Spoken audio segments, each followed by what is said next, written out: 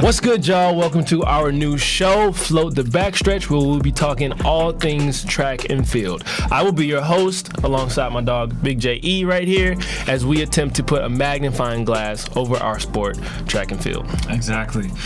We're looking to provide news, current events, perpetuate the conversation in and around the sport, and also highlight and advocate for the athletes of our sport.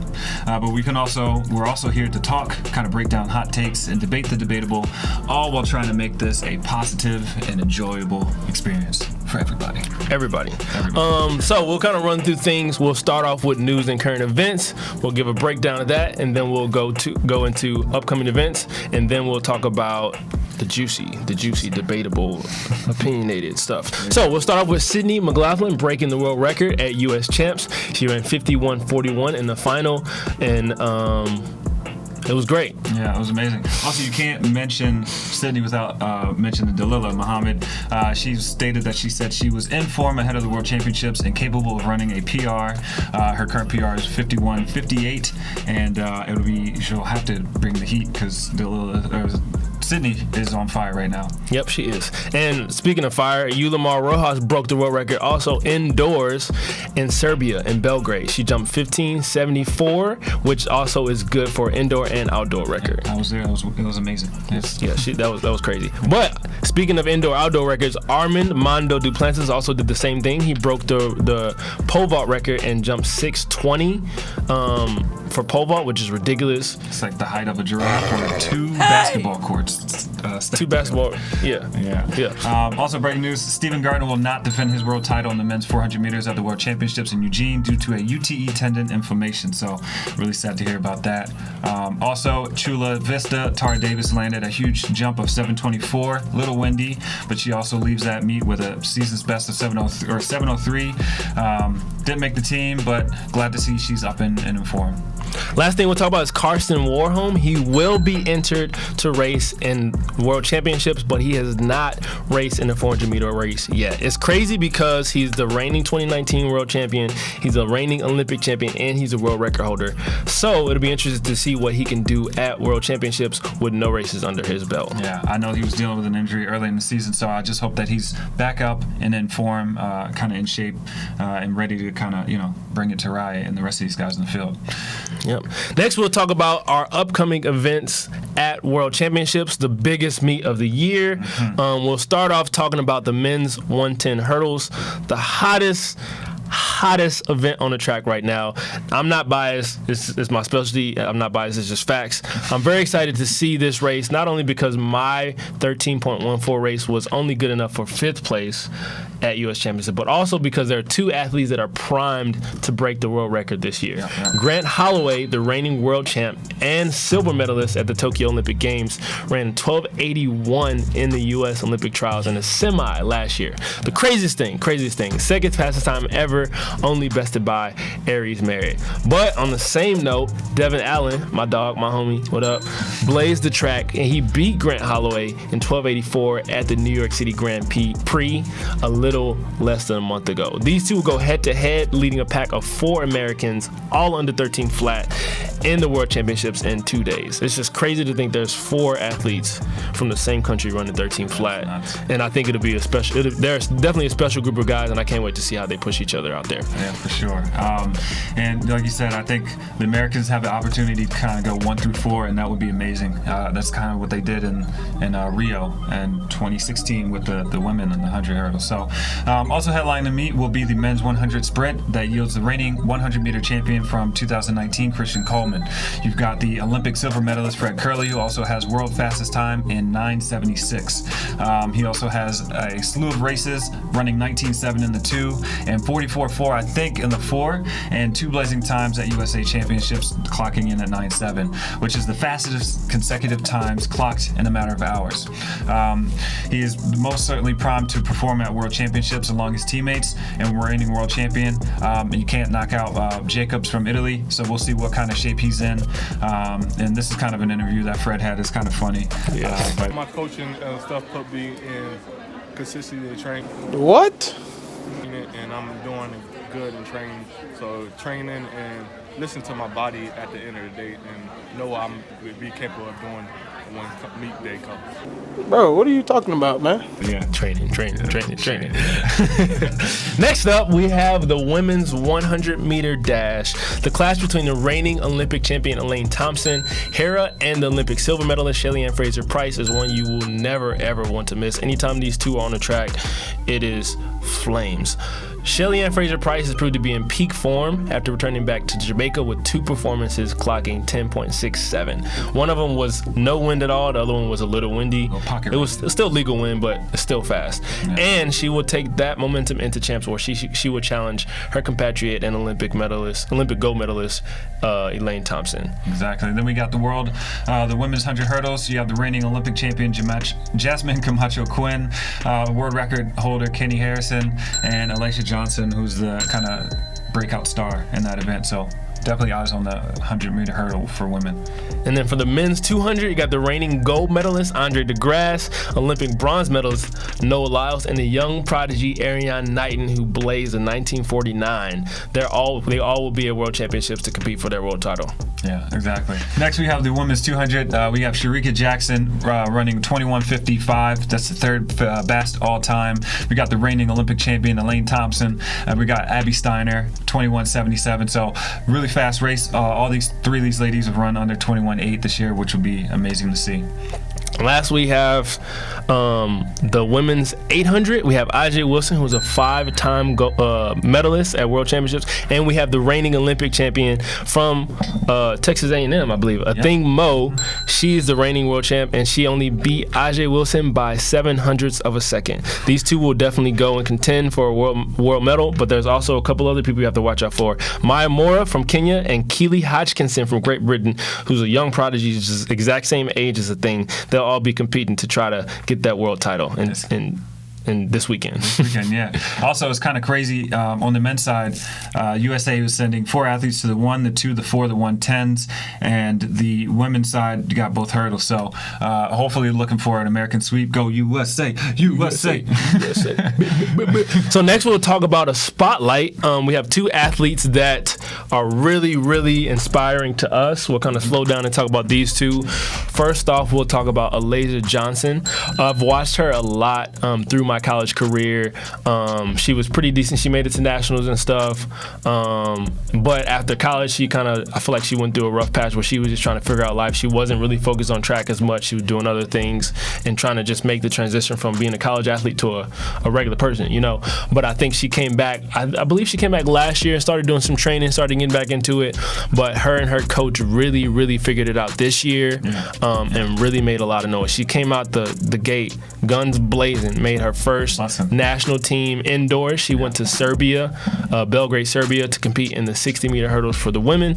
And then she also lowered her PB by a substantial amount, and she made the world championship team in the 100-meter hurdles as well. I believe she started this year at like 13 flat, 12.9-ish, something like that, and she lowered it all the way down to a 12.35. And I think coming from the ground and building up yourself, building up your training, your recovery, and your performances to become one of the best all time, that is a crazy story, and I can't wait to see how she performs at World Championships this year. Yeah, don't go asking to train with her though. Yeah, she don't want no training partners. None of y'all. Second person we want to highlight is Trevor Bassett, fantastic guy out of Division III from was it Ashland University? Yep. Yeah, I think that's the same university where Katie and Jacques went. Shout out, Katie. Here you go. Okay. And so he's a 400-meter hurtler, made his first team while in college for the World Indoors this year, and got silver in the Open 400. And really, I thought he was going to win it, and it was just a grueling race kind of photo finish. And he made his second team going to Worlds in Oregon. So I'm really excited for him to come out in there and compete. Also, he ran some pretty fast times in the Open and the 400 hurdles too. I think he ran 47. He ran 47.47. Yeah, that's nothing. That is fast. Nothing to overlook. So it'll definitely be a one to watch as he goes into the championships. Hopefully, he can come out with a medal and represent USA strong. And I believe his story is so inspiring because he went to a D3 school. I don't believe he was very highly recruited, and I believe in this sport it's very hard to see someone come from any school that's not a D1 school, that's not an SEC, that's not an ACC, that's not in a big conference school, and really make a lot of noise. So to see what he's done and become one of the best in America ever, that's really an inspiring story. He's a really nice dude, always super friendly. Is a very devout Christian, has like a cross always on him, always quoting scriptures and stuff. A really, really nice dude, and it's great to see his story unfold the way it has. And I'm very much looking forward to him competing in World Championships this weekend. Yeah. Fun fact: he was my roommate at World Index. Oh, really? Oh, shit! I remember you told me that. Yeah. He's a cool guy. Yeah, that's cool. Yeah. Didn't you run against him in the 60? I think he ran. I think David and Max okay, did. And they were like, "Yo, isn't this dude a 400 hurdler?" He still. I think he still ran like 7.7 or something like that. He's a great athlete. So, for sure. Yeah. All right, next we're going to talk about our main topics of today.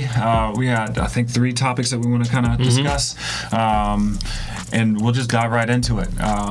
I know she probably doesn't want us to discuss it, but I really wanted to have this on here because I think it's really important for the sport.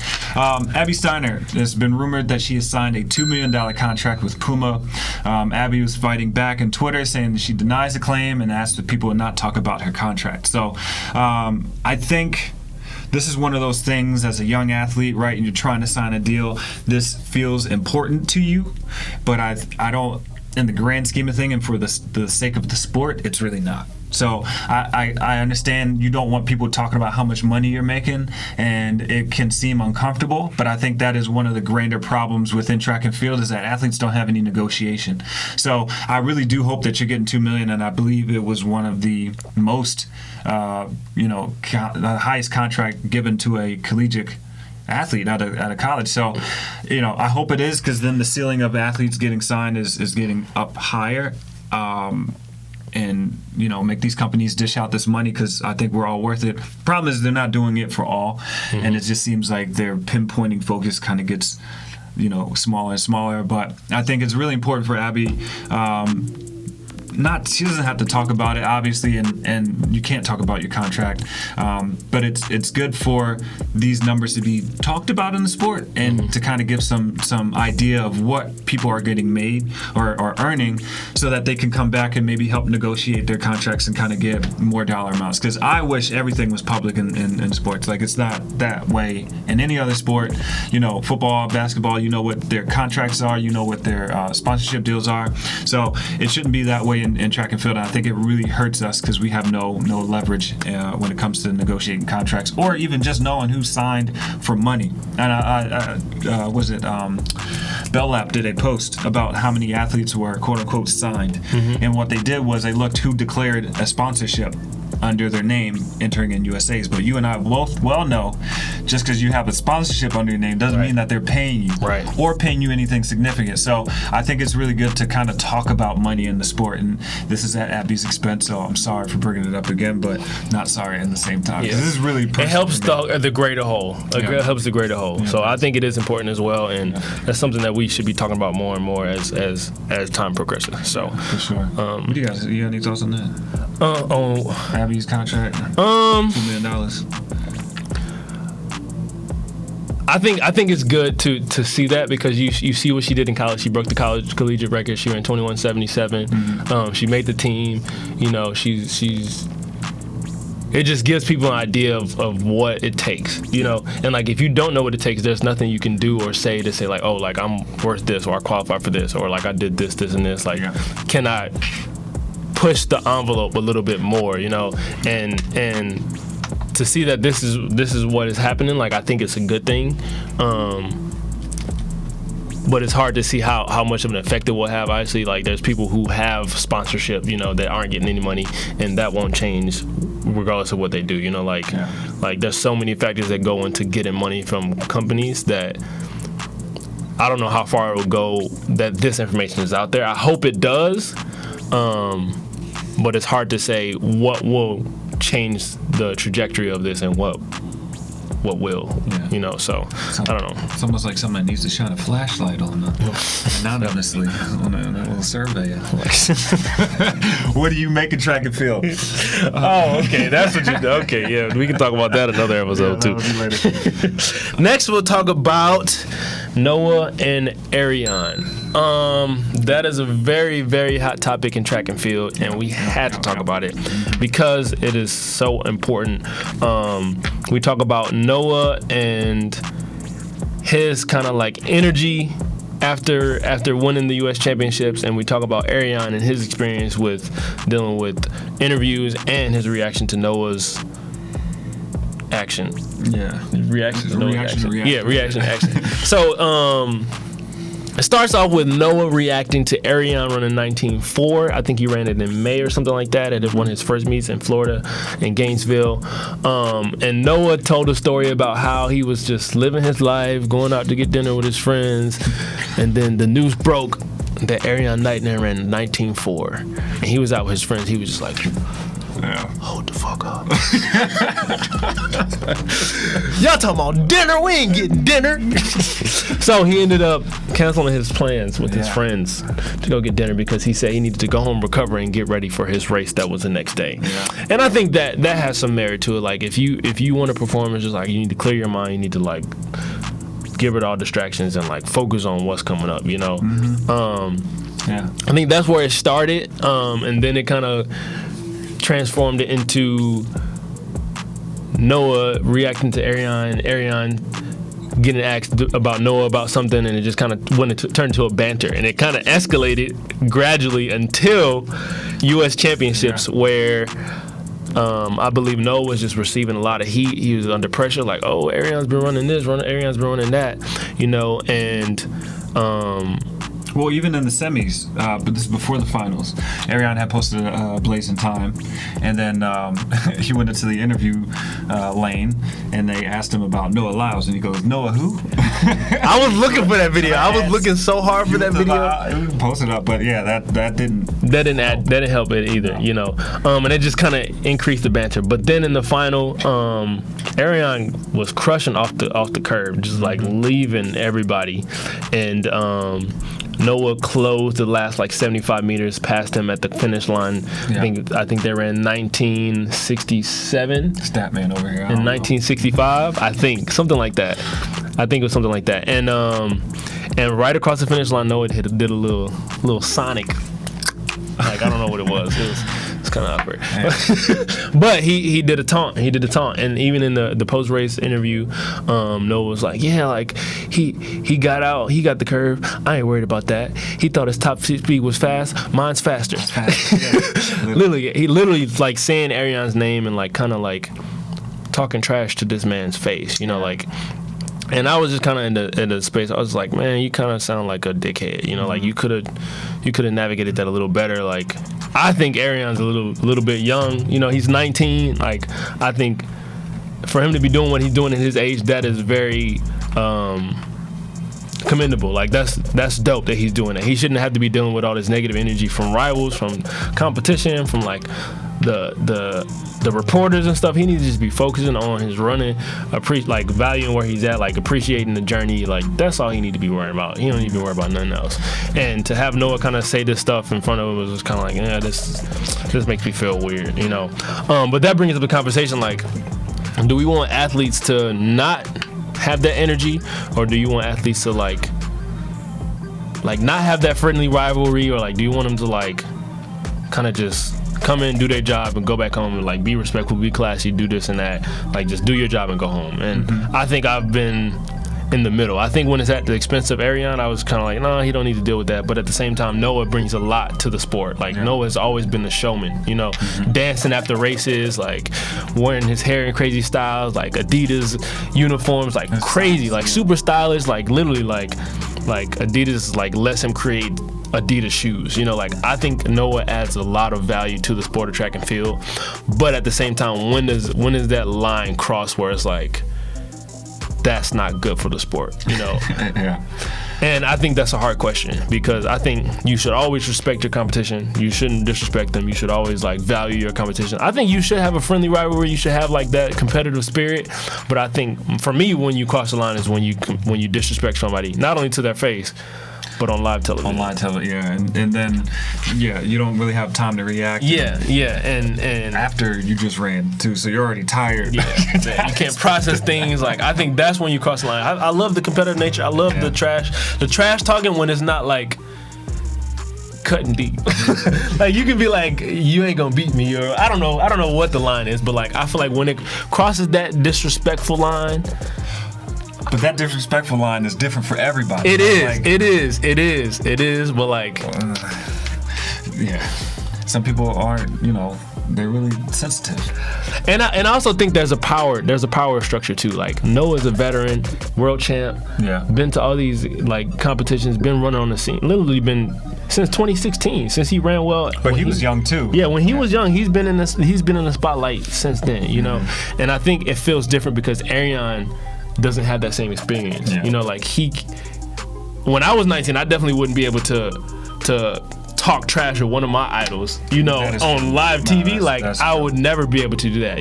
If he was a little older, like, all right, no, you can't talk trash to me, Yeah. But I think it feels different because Ariane is so much more younger. Yeah. And that's a line that I was like, I don't like that, So I think it's definitely a debatable conversation. I don't know what the answer is, but it's interesting to talk about. You just want to save all the kids.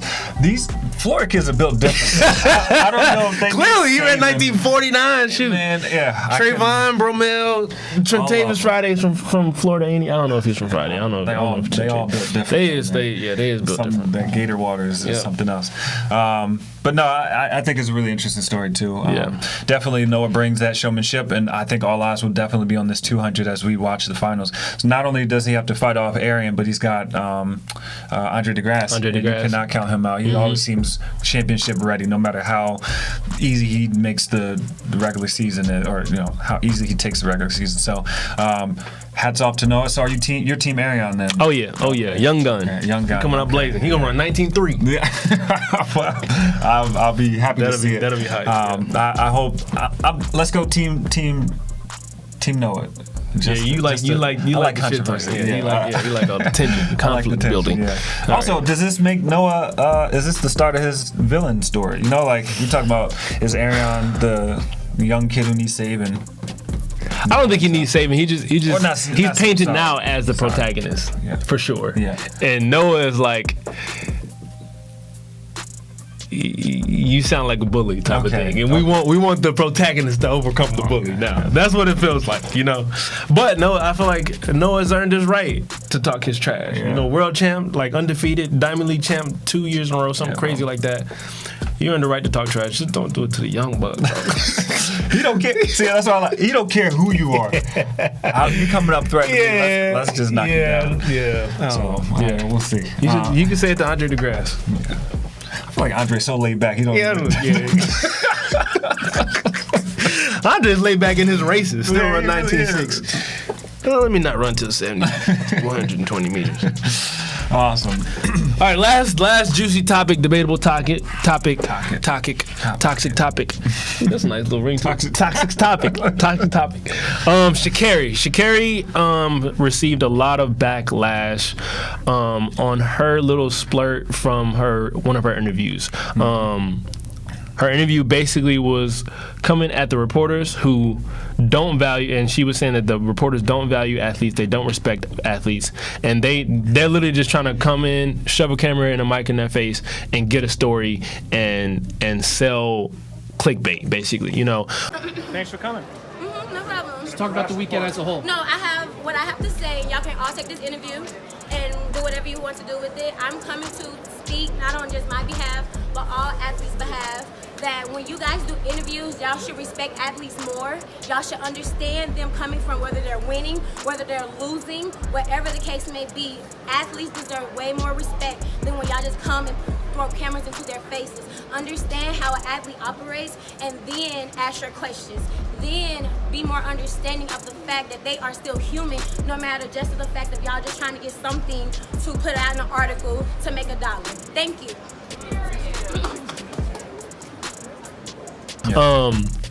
she was really just went on a tangent, went off on him for a little bit, and walked off. Like, y'all need to be better. Y'all need to respect us. Y'all need to value us. Y'all need to realize that we're human and we're going through things emotionally and stuff, and we may not be able to give you what you want, even though you're there.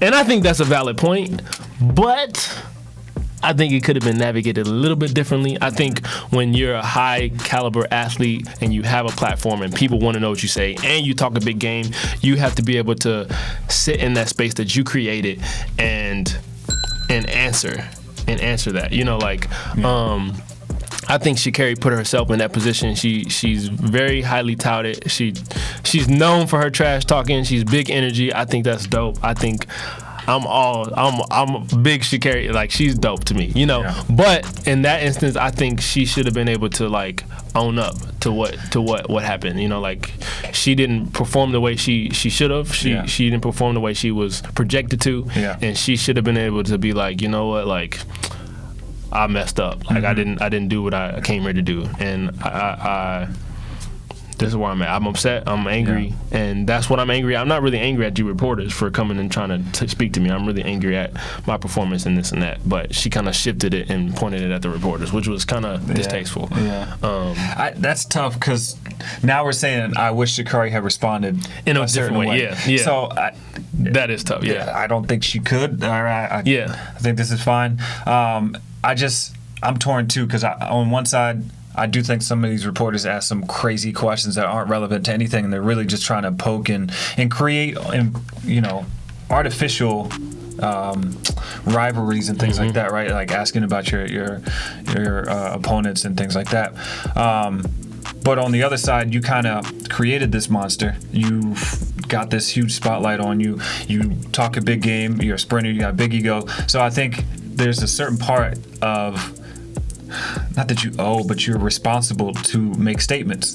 And if everybody's watching you, and if everybody's, holding you to your word that, you're going to make the team, and you're going to do X, Y, and Z, then I think it's only right for you to have to answer to those points too. And so one of these things here, Athletics Weekly said, major news as Sha'carri Richardson is out of the World Championships after failing to get both the 1 and the 2 finals at the USA Championships. She responded by saying, "If you post me again, I'll sue y'all." I didn't even see that. So this is one of those things. You can't. And then a lot of athletes chimed in about the words like failing, and again, she's got such a big magnifying glass on her that, like, every little thing that she does is going to be blown up 10 times, right? And so when she runs a mediocre race in the middle of the season, World Star and all these other big kind of media posts, you got Bleacher Report, you got ESPN, posting all these things like Sha'carri won, Sha'carri did this, Sha'carri did that. But when little Track and Field Athletics Weekly says that you failed, it's a bigger thing.